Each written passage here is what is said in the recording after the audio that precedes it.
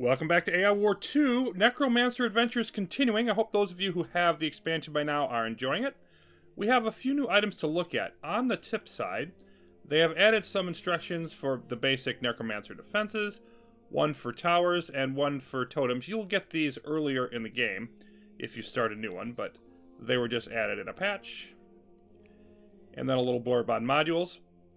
We also have received our final journal of the migrant fleets. They're going to continue doing what they're doing, but there are no more journal blurbs for this introductory quest.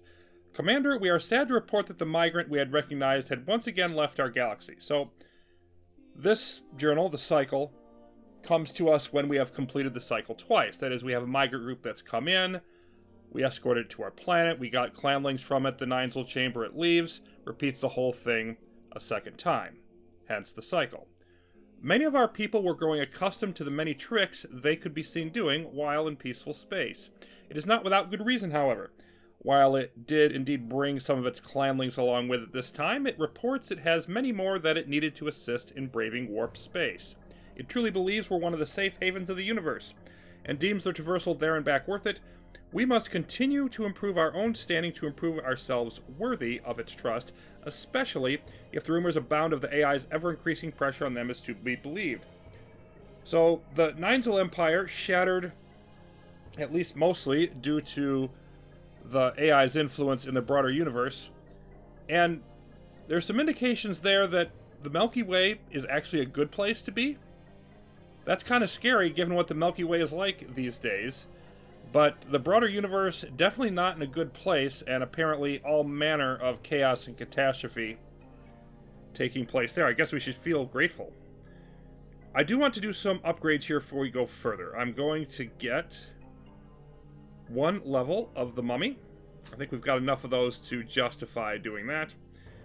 And then, I think also, we're going to do our transform hack. And this takes a little bit of understanding exactly what's going on.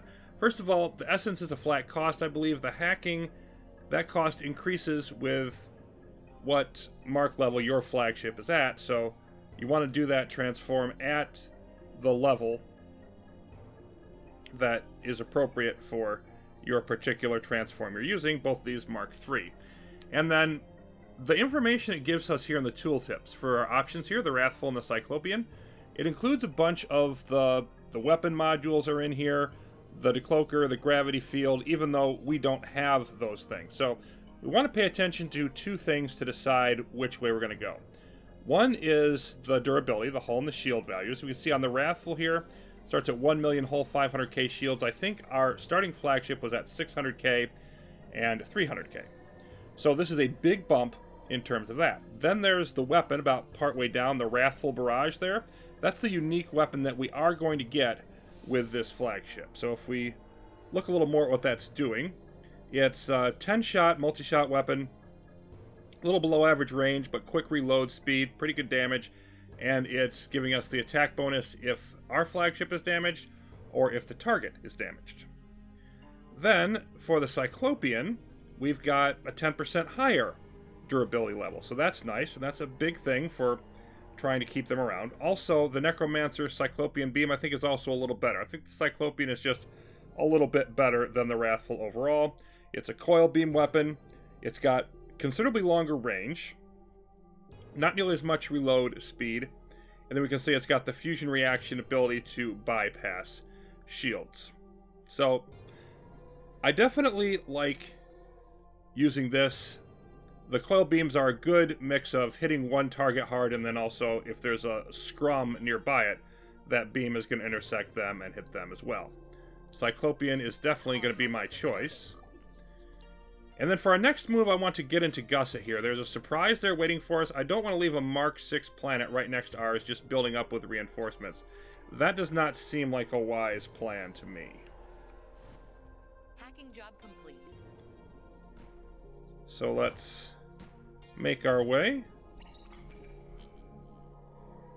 down here to this entrance. And I specifically want to come in from this direction.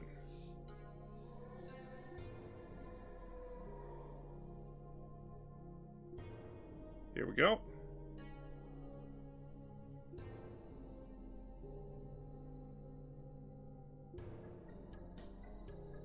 unload you.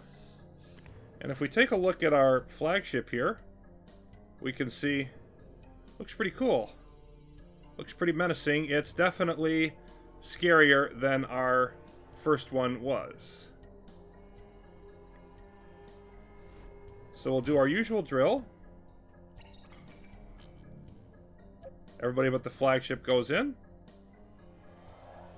And once most of them are in there, we'll see what we have awaiting us.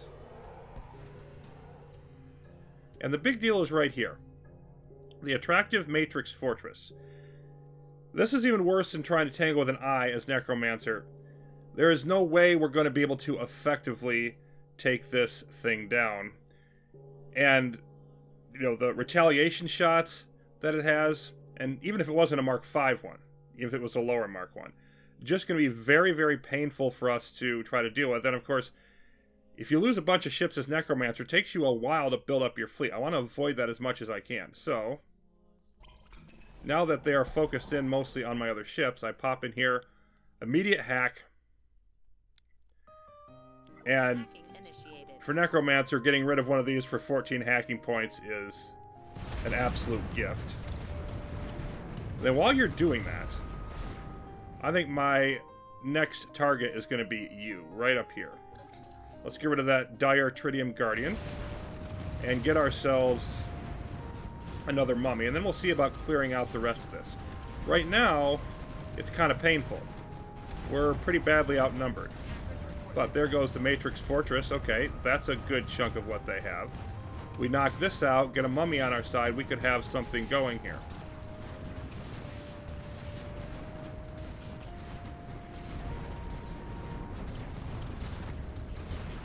I did also want to mention that there was a patch changing what I mentioned before, the bodyguard cap. So the white bodyguard cap only goes +2 with that hack instead of previous +5. We have 7 of each of these instead of 10.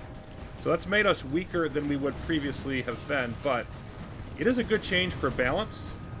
At the same time, we will need that much more firepower going forward. Okay, there we go. So you're done. And let's just move into this area. Just try to cluster up and eliminate some of what we have. We're still outnumbered, but we're doing okay.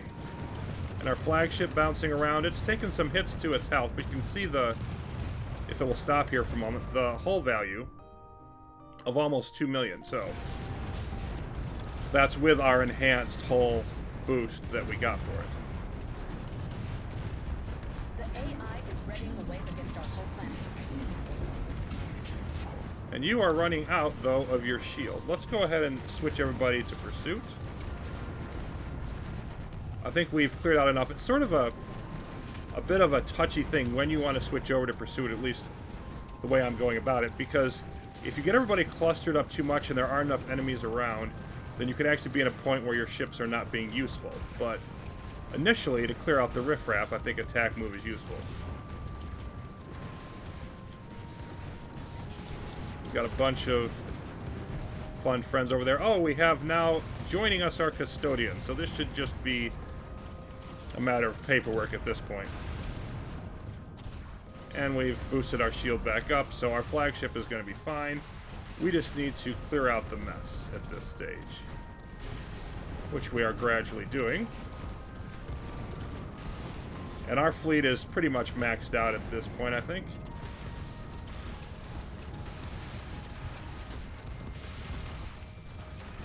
You can see, look at all the custodians. Their firepower is as much as mine, so even though they don't ramp up that fast, they're ramping up fast enough to really, really throw their weight around. They got some Mark IV enclaves now. On the other hand, that does give us a bit of pause when considering the idea of taking on enemy custodians.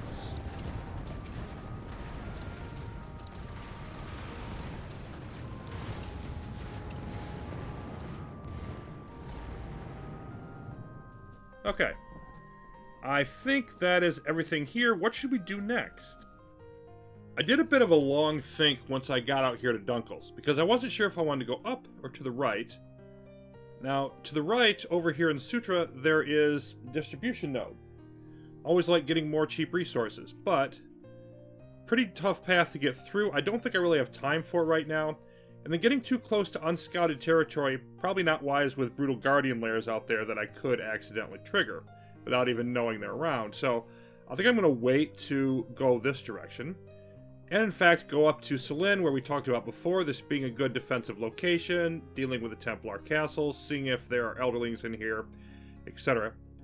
And then I also want to get another necropolis as we're approaching the first CPA to boost my second fleet, which I haven't actually needed on the defensive side for quite a while. I don't think it's actually getting much action, which, of course, is not good for maintaining its size. So I should probably be bringing that with me some on the attack, and also having a second, more capable fleet closer to my main one would really help in potentially attacking more or interchanging the two if I need to. So a lot of reasons to potentially do that. And I think it's time that we need to get another necropolis helping that fleet out. Now, we did discover in here our first encounter with the Diamond Custodians. So we're going to see if we can knock any of these out while we're on the site. And they're running that way, which would indicate that if I'd gone that way, we would have more fun trying to handle the Custodians along with the system defenses, and that could have been an even longer journey. Okay. So, we only knocked one of the Enclaves out, but that's still one less that they have.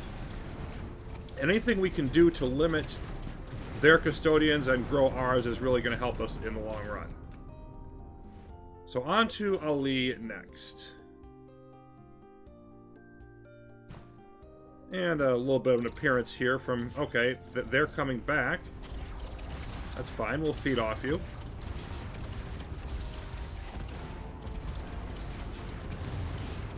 And our Custodians coming in to join the fun. Maybe we'll even get Sappers here eventually. Let's dive in and see what's in our next system. Okay. So we have a dire fragmenting guardian. Can we get a mummy out of it before it splinters? Actually, might be better to let it turn and get a bunch of whites, but either way, we got the mummy. And it looks like we're fine in here. Everybody join in.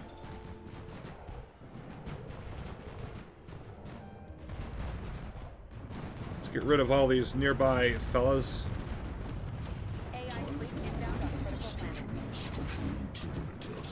Alright, let's go after the fortress, I think, at this point.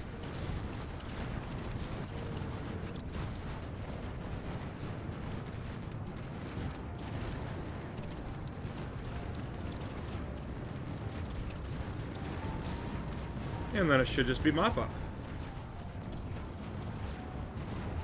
Oh, hello. Look, if you want to keep trying to come... I don't know why you're trying to come up this way. Maybe you have more up this direction that I need to be worried about. But... focus fire on you. Not let you through. Excellent.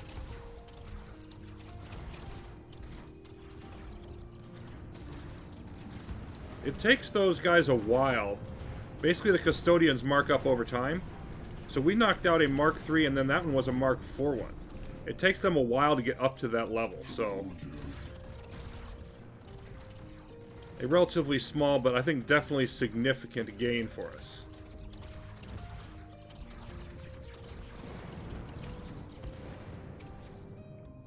And let's run over this way. And move on to our next goal, which is actually plunging into Saline itself. Oh, don't go that far away from the wormhole, please. Now, in Saline, we know that there is a mass driver, so I don't want to send everybody in. Only skeletons get to go. Yep, that's all of my skeleton lines. Everybody else stays here until that mass driver is dead, if we can get away with that. Substantial enemy presence in our territory. Alright, that should be pretty good critical mass. And here is our mass driver. You just beeline for that. Now, this is going to be an interesting scenario because we're going to get pounded on, I think, while we do this. But let's knock it out.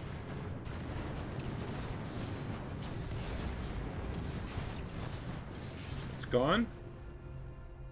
Okay, so everybody now in the whole fleet, which has been somewhat weakened, is going to come back here. There's a Templar fastness up in this mess. There's some Warden fleet. We just want to recollect everybody. There we go. And now the Warden's like, oh, there's more of you. We're going to run away now.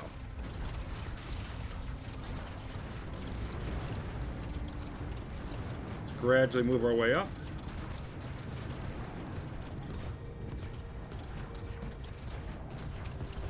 Okay. And now let's hit the fastness. Let's get that out of here.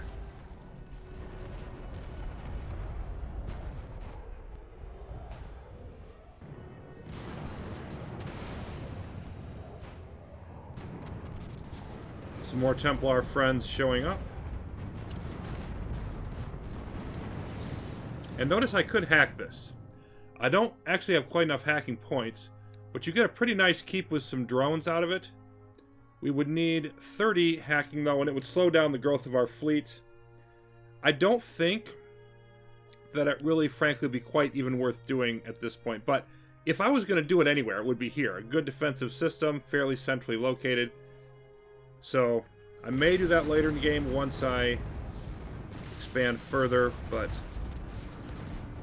for now, I really want to get that white amplifier as soon as I can. And we actually don't even have enough hacking for that yet, so I want to save up my hacking for that purpose. I think we can just clean up the mess, though, at this point. Particularly, we've got custodians in here. Well, we did. They appear to be running away now. Some of them sticking around.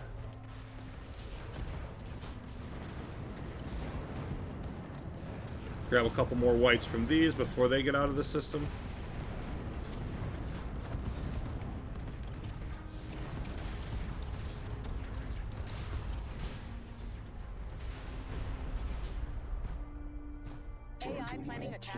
Okay. Time to set up shop. Up to Mark II now. Over 100 AIP. We're going to build Minor Necropolis. And then we're going to do the swapping thing, but I want to see that from this side. Because we look at Arafune, where we have our defensive Necropolis. And then we do the move.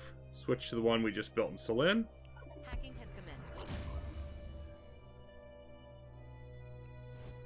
Then all of our defensive structures, because they were defensive Necropolis structures, vanish. Whenever you switch Necropolises, you always lose all the support structures. You've got to reset because, of course, some structures aren't available to the other kinds of Necropolis. So we are now going to put up all of our minor stuff in here. And then we'll do our Protect Totem. And that's all we have room for at the moment, so we'll need to boost this up a level.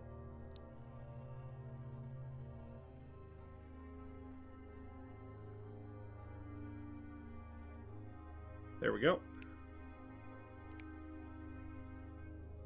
And now I can put in my Tachyon Totem. So it won't be as well defended as it was before, of course, but it still should work quite well. And then I need to make sure that I adjust this.